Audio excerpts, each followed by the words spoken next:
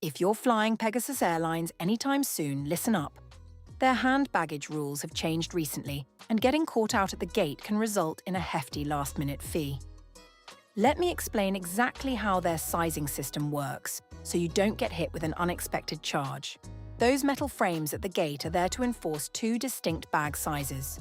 First, every passenger is entitled to a small underseat item, like a handbag, small backpack, or laptop bag. Pegasus is strict here. It needs to be under 40 centimeters tall, 30 centimeters wide, and 15 centimeters deep, with a maximum weight of 3 kilograms. Then there's the larger overhead cabin bag. The limits for this are 55 centimeters by 40 centimeters by 23 centimeters, and it must weigh no more than 8 kilograms.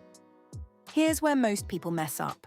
If you booked Pegasus's basic light fare on international flights, your ticket only includes the small underseat bag. It does not include an overhead cabin bag unless you pay to add one or book a higher tier like Saver. If you show up at the gate with a standard wheelie suitcase on a light fare, or if your cabin bag exceeds that 8-kilogram weight limit or 55 by 40 by 23 centimeter size, staff will charge an airport gate fee, often around €50 to €70, and check it into the hold.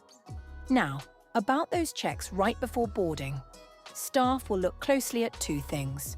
First, if you're on a light fare, do you only have an underseat bag?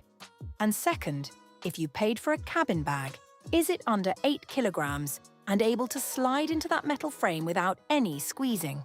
Save yourself the stress and extra cash by weighing your bag, checking your fare class, and measuring properly before you head to the gate.